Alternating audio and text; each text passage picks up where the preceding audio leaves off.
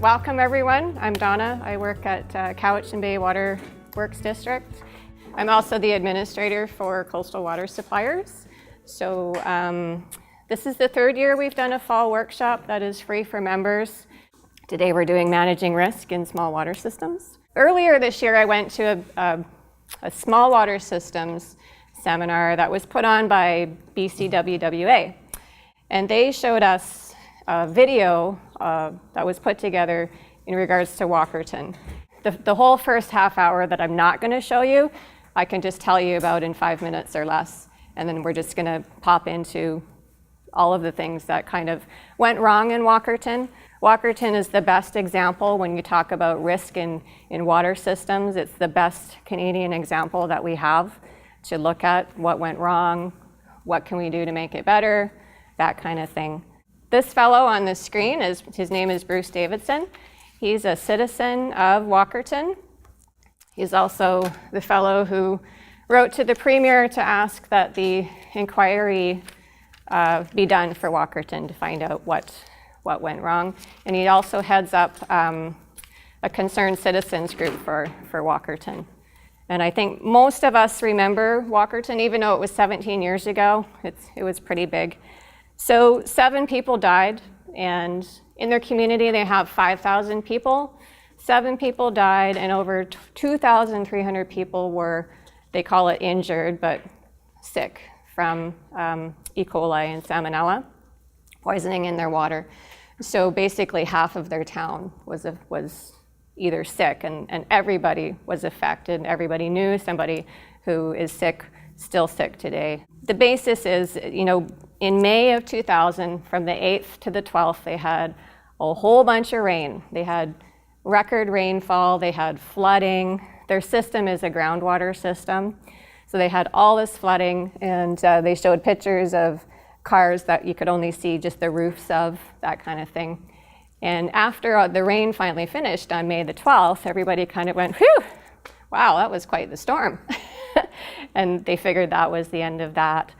Unfortunately, what happened was 5 days later, people started to report that they were having diarrhea and they were vomiting and starting to get sick. So that's on May 18th, 5 days after the storms finished. The next day on the 19th, a rumor started going around thinking, could it be the water? Is there water system failure? Is the water contaminated now because of the storms? They weren't sure yet.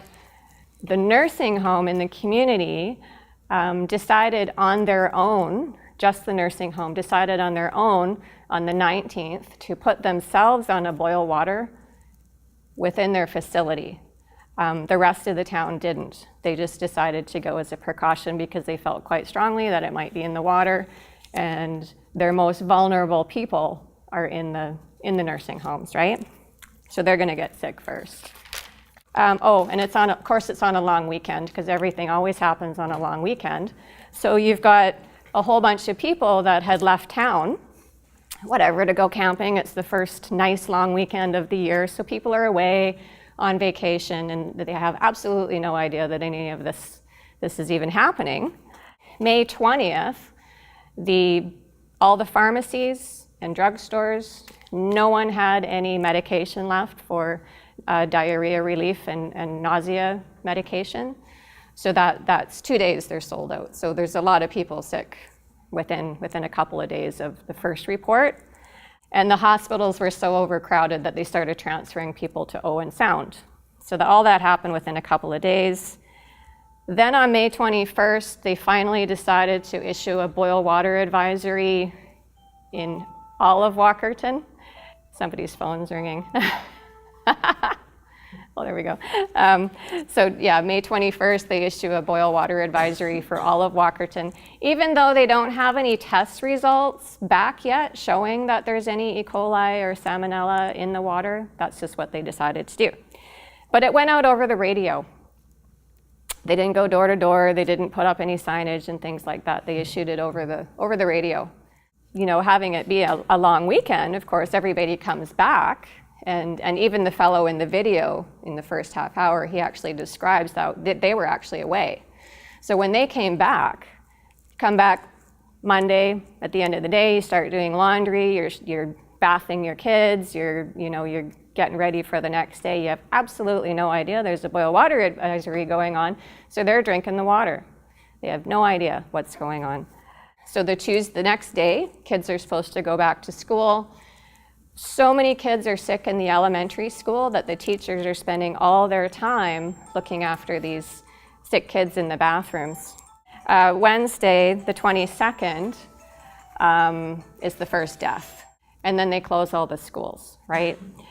They still don't have any test results back to confirm that there's anything wrong with the water. 7 people died over that course of the next few days. All the schools closed, all the businesses closed, people are out of work, there's a whole bunch of people in the hospital, people are getting airlifted out. And at that point, Bruce wrote to the Premier and asked for a full inquiry to be done. And they leaked it to the news media, who then decided to, within 3 days, they started the inquiry. What we want to talk about today is managing that risk. So we're going to just dive into reviewing what the systematic failures were as a result of the contamination happening. They do relate back to their groundwater well had a crack in it. So a very long time after all of this happened, they sent a camera down into the well, and you can clearly see that the well is breached. You can see the contaminated stuff coming in through the side and everything getting all cloudy. So it's really no wonder that this happened, and it had probably been going on for a very long time. It's just that the rainwater made it that much worse. And improvement districts and water purveyors, they're all made up of very well-meaning people. The trustees, you're all volunteers.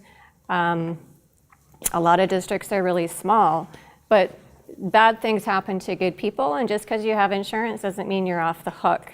So what we're trying to do is just make people a little more aware that something you don't even know is happening can make a whole bunch of people sick, and the consequences far exceed getting it right now. So you need to spend time to get it right now instead of having to pay down the road.